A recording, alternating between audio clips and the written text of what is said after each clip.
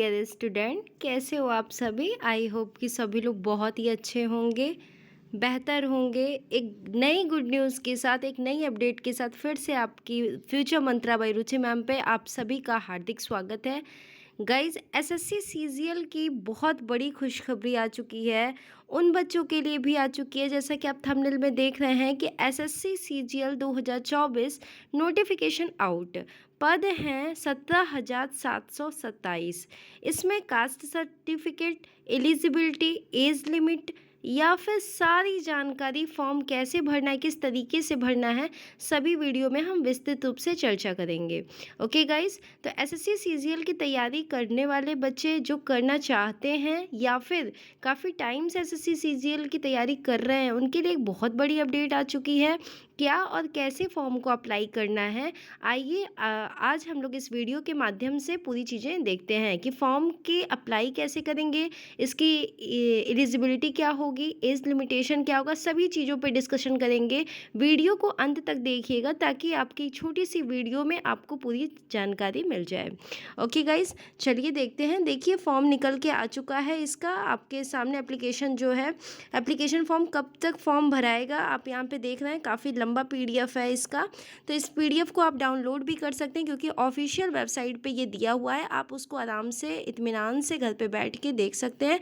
लेकिन यहाँ से जो हम लोग मेन चीज़ें हैं वो चीज़ समझेंगे कि हमारी एलिजिबिलिटी क्या है, फॉर्म का डेट कब तक है, ये सारी चीज़ें हम लोग वीडियो के माध्यम से समझ लेंगे। तो आप यहाँ पे देख सकते हैं, सबसे पहले तो जो नोटिफिकेशन है वो आपका, आप देखेंगे कि विज्ञप्ति में क्या आया है। यहाँ पे देखेंगे कि सीजीएल यानी कि इसकी डेट कब से कब तक है। तो पहली बात यहाँ से ध्यान दीजिएगा, डेट की अगर हम बात करते हैं तो आप एकदम ध्यान से देखिएगा। इसकी जो फॉर्म सबमिशन की ऑनलाइन एप्लीकेशन भरने की डेट है वो है 24/6/2024 से लेके 24/7/2024 तक, यानी कि जुलाई के मंथ तक है। साथ ही साथ last date and time for receipt online application, कब तक आप एप्लीकेशन फॉर्म की रिसिप्ट को ले सकते हैं, उसकी डेट आपके लिए दिया गया है। साथ ही साथ पेमेंट की डेट भी दी गई है। Window for application the correction, यहाँ पे आपको कोई करेक्शन करवाना है तो उसको आप 10 अगस्त से 11 अगस्त के बीच में आप करा सकते हैं। साथ ही साथ यहाँ पे देखिए टाइम का शेड्यूल, एग्ज़ाम का शेड्यूल भी दे रखा है। शेड्यूल कैसा है कि टायर 1, देखिए हमेशा सीजीएल के जो एग्ज़ाम्स होते हैं, एसएससी के एग्ज़ाम्स होते हैं, वो टायर 2 में होते हैं। टायर 1, टायर 2 दोनों ही सीबीटी होते हैं, यानी कि आपका कंप्यूटर बेस्ड एग्ज़ाम होते हैं। जो कि पहला जो टायर 1 है वो है आपके सितंबर माह में, सितंबर अक्टूबर तक चलेगा। और जो टायर 2 है जो वो भी कंप्यूटर बेस्ड एग्जामिनेशन है, वो आपका दिसंबर 2024 में होना तय है। ओके गाइस, तो ये तो रही आपकी एग्जामिनेशन की बातें। आइए और हम जानते हैं कि एलिजिबिलिटी क्या हो सकती है, एज लिमिटेशन क्या हो सकता है। देखिए आपके सामने सारे पीडीएफ आ चुके हैं, तो आप इसको डाउनलोड भी करके इत्मीनान से पढ़ भी सकते हैं। एज लिमिटेशन आप यहाँ पे देख सकते हैं। एज लिमिटेशन की अगर हम बात करते हैं, देखिएगा ये जो आपका फॉर्म है उसके लिए अलग अलग एज लिमिटेशन है। जैसे अगर हम बात करते हैं, कुछ जो पोस्ट हैं उसके लिए डेट 18 से 27 वर्ष हैं। कब से, तो 18 से 27 वर्ष के लिए दिया गया है। और कुछ फॉर्म के लिए 20 से 30 वर्ष है, 18 से 30 वर्ष है, 18 से 32 वर्ष है। तो आप ये फॉर्म के लिए देख सकते हैं इत्मीनान से कि आपके सामने, आप स्क्रीनशॉट भी ले सकते हैं गाइज, किस किस पोस्ट के लिए अलग अलग पोस्ट हैं, उसमें आपको फॉर्म कौन कौन सी एज वाले भर सकते हैं। साथ ही साथ आप यहाँ पे देखेंगे कैटेगरी को रिलैक्सेशन भी मिला है, जो कि आपके एज पे मिलता है। वो देखेंगे आप, SC ST को 5 साल का छूट है, OBC को 3 साल का, PWBD को अनरिजर्व्ड को 10 ईयर्स और OBC में 13 साल और SC ST में 15 साल आप यहाँ पे देख सकते हैं। तो इस तरीके से एज की छूट भी है, एज रिलैक्सेशन भी है।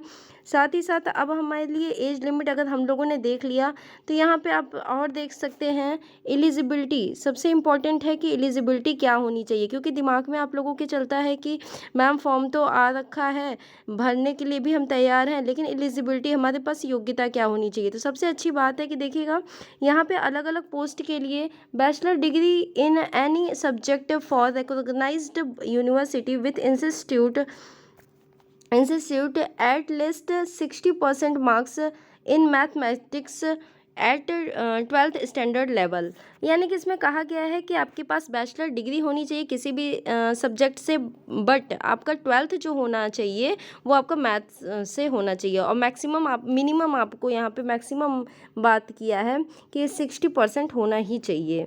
चलिए अगर हम बात करते हैं, देखिएगा सारे पोस्ट के लिए अलग अलग पोस्ट हैं गाइज, ये आप जो आपके सामने निकल के आ रहे हैं वो अलग अलग पोस्ट हैं। देखिएगा सारे पोस्ट में बैचलर डिग्री की डिमांड है। सभी statics as one subject form recognised board or university. Okay, तो यहाँ पे आप देख रहे होंगे जितने भी आपके लिए आ रहे हैं सब बैचलर डिग्री की। इसमें अगर आप BA BSc आपने किया है तो आप इस फॉर्म को भरने के लिए एलिजिबल होंगे। साथ ही साथ ध्यान रखिएगा कि 12th में जो कहा गया है मैथमेटिक्स कुछ पोस्ट के लिए कहा गया है, कुछ पोस्ट के लिए नहीं है। ओके, तो यहाँ से आपके लिए एक बहुत ही बढ़िया न्यूज़ है क्योंकि आप लोग तैयारी कर रहे होंगे। और हाँ, आपके मन में लगातार देखिए, जैसे एक स्टूडेंट लगातार कमेंट कर रहा है कि मैम क्या इसे अपेयरिंग वाले स्टूडेंट भी कर सकते हैं, तो जी हाँ, अपेयरिंग वाले भी इसे अप्लाई कर सकते हैं। अगर आप लास्ट ईयर में होंगे तो आप इसे आराम से अप्लाई कर सकते हैं। ओके, आइए अब हम देख लेते हैं कि रिजर्वेशन क्या है हमारा।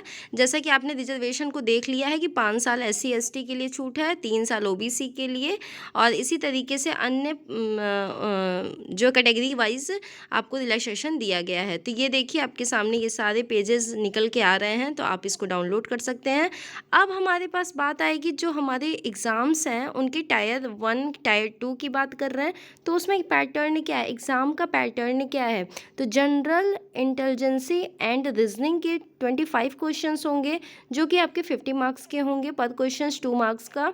जनरल अवेयरनेस की 25 मार्क्स के 25 क्वेश्चंस होंगे 50 मार्क्स के। क्वांटिटी एप्टीट्यूड वो भी 25 होगा 50 मार्क्स का। इंग्लिश कॉम्प्रिहेंशन वो भी 25 होगा 50 मार्क्स का। आपके लिए यहाँ पे इंपॉर्टेंट है, आप यहाँ पे देख सकते हैं कि 1 घंटे का समय होगा, साथ ही साथ 1 घंटे 20 मिनट के समय उनके लिए होगा जो कि डिसेबल हैं, यानी कि जो कैंडिडेट अंधे या फिर किसी भी प्रकार की उनको प्रॉब्लम है उनके लिए है। ओके गाइस, तो यहाँ पे ध्यान रखिएगा जो आपका नेगेटिव मार्किंग है 1/2 है, यानी कि 0.50 ईच रॉन्ग आंसर। ओके, अब यहाँ पे हम लोग देखेंगे पार्ट 1 के बारे में। पेपर 1 जो होगा आपका वो 2 आवर एंड 15 मिनट्स के होंगे, जो टायर 2 की बात कर रहे हैं। टायर 2 में अभी हम लोगों ने टायर 1 में देखा, तो टायर 1 में आपके 4 सब्जेक्ट थे। टायर 2 की अगर हम बात करेंगे तो टायर 2 आपके मैथमेटिक्स एबिलिटी और रीजनिंग एंड जनरल इंटेलिजेंसी, ये आपके 30 जो है क्वेश्चंस होंगे, नंबर ऑफ क्वेश्चंस जो कि आपके 60 मार्क्स के होंगे। 180 टोटल्स होंगे। लेकिन यहाँ पे जो बात की जाएगी 1/3 आपके नेगेटिव मार्किंग होंगे। याद रखिएगा 1/3 आपके नेगेटिव मार्किंग होंगे, इसमें जो है 1/2 नेगेटिव मार्किंग नहीं होंगे। ठीक है, तो यहाँ से आपके जो एज लिमिटेशन के बाद हम लोगों ने इसके सिलेबस को भी डिस्कस कर लिया। अब सिलेबस को अगर डिस्कस कर लिया तो लास्ट आपके लिए यहाँ पे इन्फॉर्मेशन एक और निकल के आती है। देखिए यहाँ पे दिया भी है, बहुत इत्मीनान से आप देख सकते हैं कि कौन कौन से सब्जेक्ट की अगर हम बात करेंगे, जैसे कि आप जनरल इंटेलिजेंसी एंड रीजनिंग की बात करेंगे तो कौन कौन से उसमें टॉपिक्स होंगे वो भी आपको सिलेबस के इंडिकेटिव दे दिया है यहाँ टायर 1 में कि कौन कौन से टॉपिक्स होंगे जो आपके एग्ज़ाम में आएंगे। जनरल अवेयरनेस के टॉपिक दे दिए हैं, क्वांटिटी एप्टीट्यूड के टॉपिक्स दे दिए हैं, इंग्लिश कॉम्प्रीहेंशन के टॉपिक्स दे दिए हैं आपके सामने कि कौन कौन से इधर क्वेश्चंस बनेंगे।